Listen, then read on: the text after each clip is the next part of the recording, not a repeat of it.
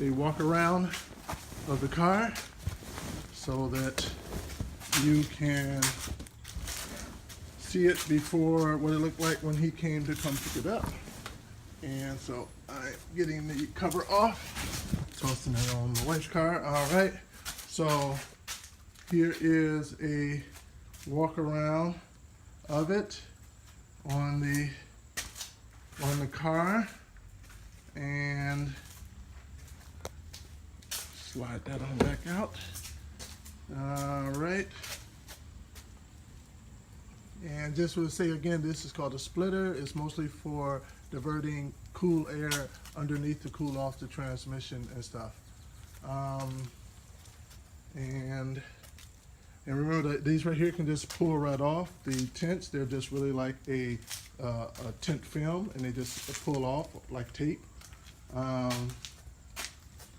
And no cracks or anything in the windshield.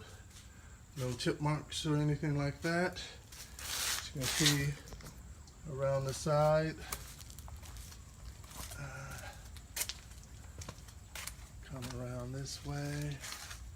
And then I will also pull it out too to give you a view.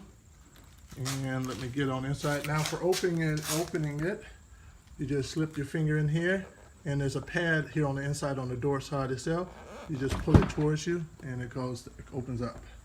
All right, for getting out, you have a button there that you push. All right, and it's raining here. It's raining pretty bad, so that may have been one of the things that delayed the guy.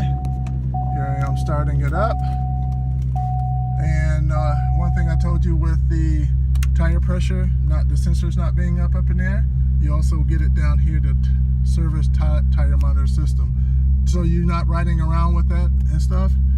The button over here, the up down button, you just push up once and then you get miles per hour up there, and it will stay there.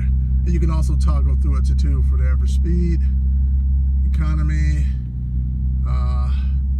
Let's see here.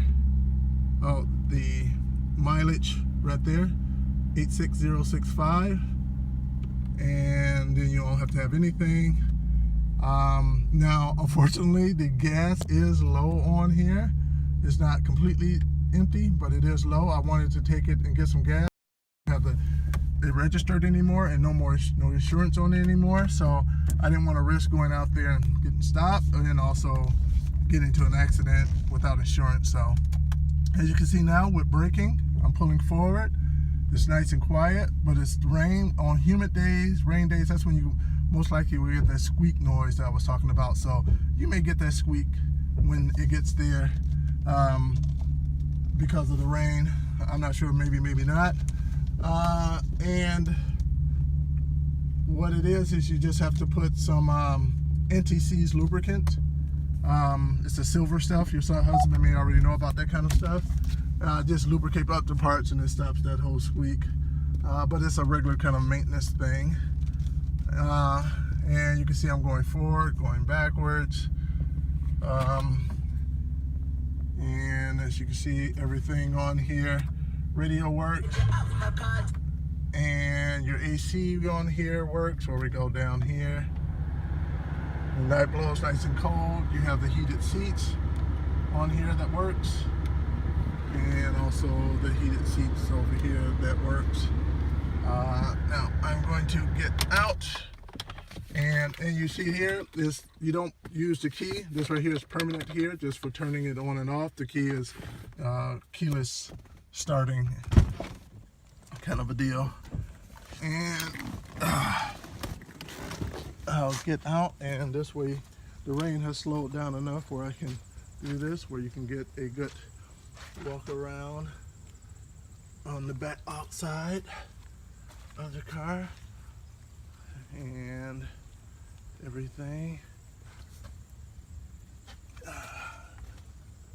See, there's no cracks or dents or anything on there, and you can see along the sides you don't have anything going on here either as well. And along the top, you see it's nice, it's smooth, you know, and nothing on there. And the hood, and there's your Brembo brakes, the bigger rotors. Oh, and let me go back here to the back so you can see. In the trunk will be the rotors in those two boxes. They're the drill and slotted, and the calipers right there, the front calipers that is.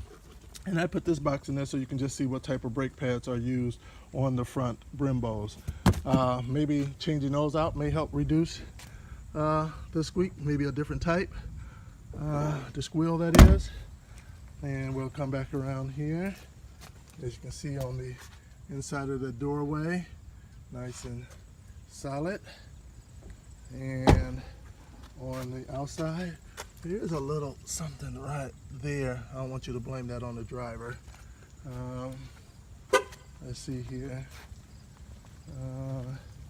Along the front, and you see a little something there, not much of anything, but just don't want you to blame anything on the driver when he comes.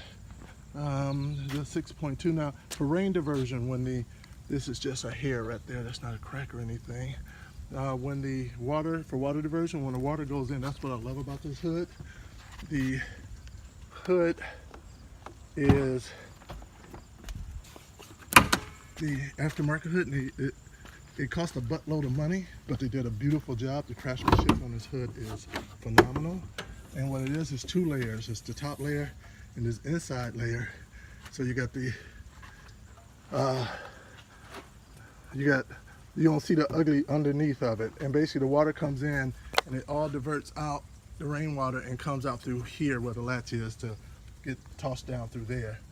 And back here is for heat release, so letting the heat out from the engine bay, which is great. All right. And so just that final walkthrough, interior wise, as you can see, the final interior looks.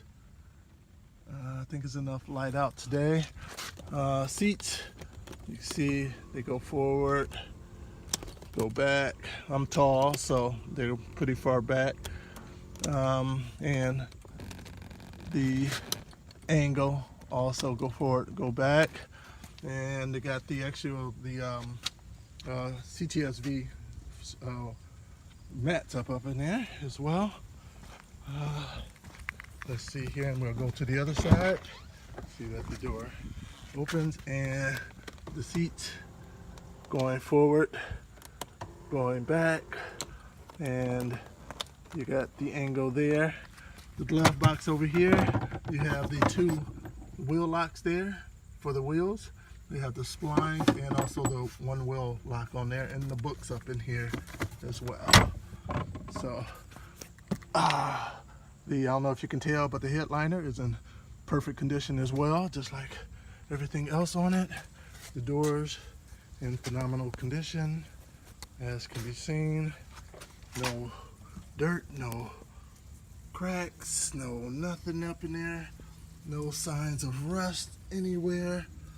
Now I will show you the catalytic light shining on the bottom, but it's daylight, so you don't even see that at nighttime.